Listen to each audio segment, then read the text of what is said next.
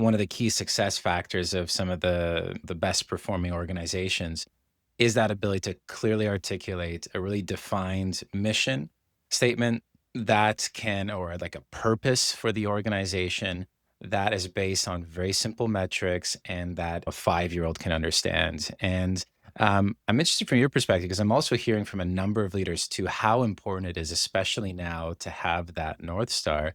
What are some of the success factors from a clear purpose definition or mission definition that you look for or that you think is are really important to think about and how to go through the process of actually defining that?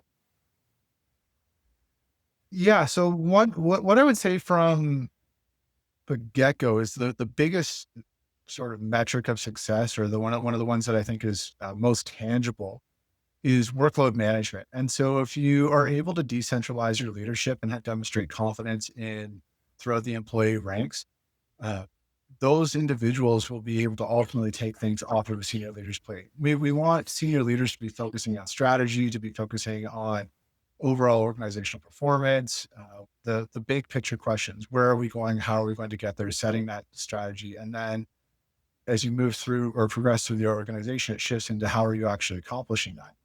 But senior leaders shouldn't necessarily be involved in the day-to-day management of every single thing. They should have an understanding of how the organization works. But at a base level, it is impossible to be intimately involved in every single nuanced element of the operation for any long-term or sustainable period. The most high performance teams that I've seen and been a part of and had the privilege to witness have all had one thing in common, which is decentralized leadership being executed really well, meaning that authority within the ranks was earned, and then also applied and granted. So the leaders were giving permission for those individuals to source solutions on their own, to come up with them, to figure out how they were going to achieve them, all because there was a common understanding of what the top line objectives were.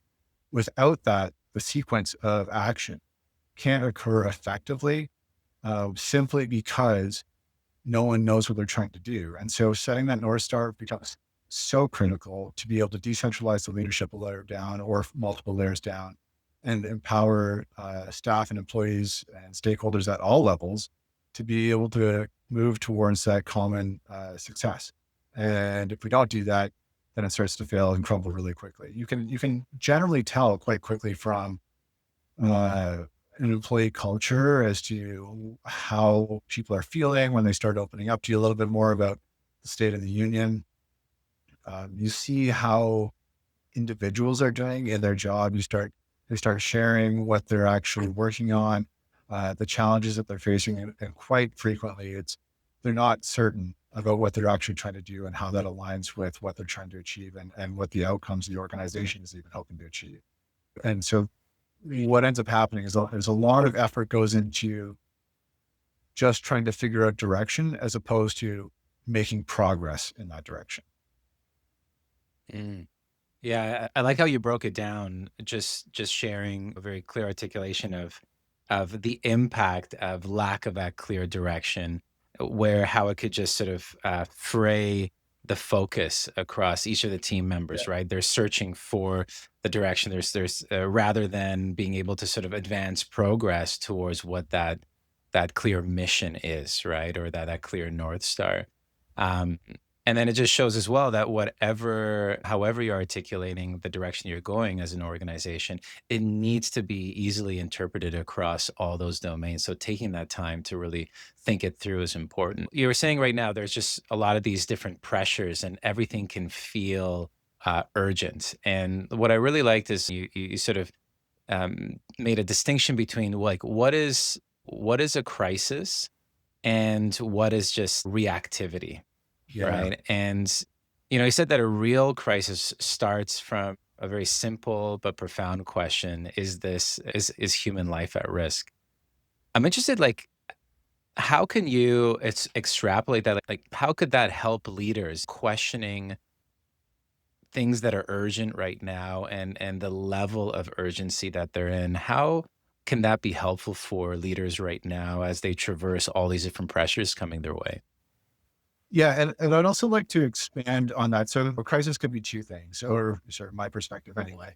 How I view it is one, as you mentioned, is there a life safety issue? Is human life at risk? The second would be, is this an existential business risk? And so if we fail to move on something here, is our license to operate, our ability to operate, et cetera, fundamentally at risk of being able to continue if we, for example, do nothing? So that's the baseline threshold that I would say that I would view a crisis versus an issue. When you get into the noise, all of the issues, this is where again, I'm going to come back to this 1,000 times probably in this conversation. But if you have a lot of noise, a lot of pressures, a lot of external issues, if you have a common North Star or what you're trying to work towards, you're able to maintain focus on what really matters. And then issues can be managed through your decentralized leadership. So empowering people to handle those issues rather than having the whole or the entirety of the organization or a leadership team, for example, become um, panic stricken in a sense because they haven't built that trust internally or that clarity internally. Really frees up again capacity for senior leaders to focus on what really matters. So if we, you think about a lot of organizations that get maybe it's a social media issue, or maybe it's like it's some I'll call it some relatively minor reputational risk. Is this going to really impact us in the long term? If the answer is a no, then it should not consume an entire leadership team as being a priority, for example. Like one bad news article probably isn't going to make or break your existence as an operation. What does is the long term focus on building trust with constituencies. And so when you're building, so it's far more important to build that long term trust, be a good actor in a lot of different ways, support the communities and constituencies where you operate.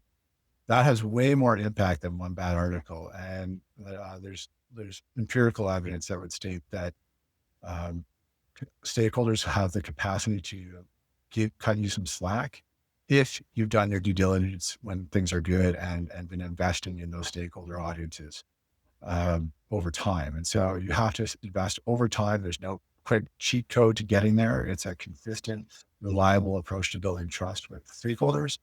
And then that helps you again build that trust for when things aren't going well or there is an incident of some kind.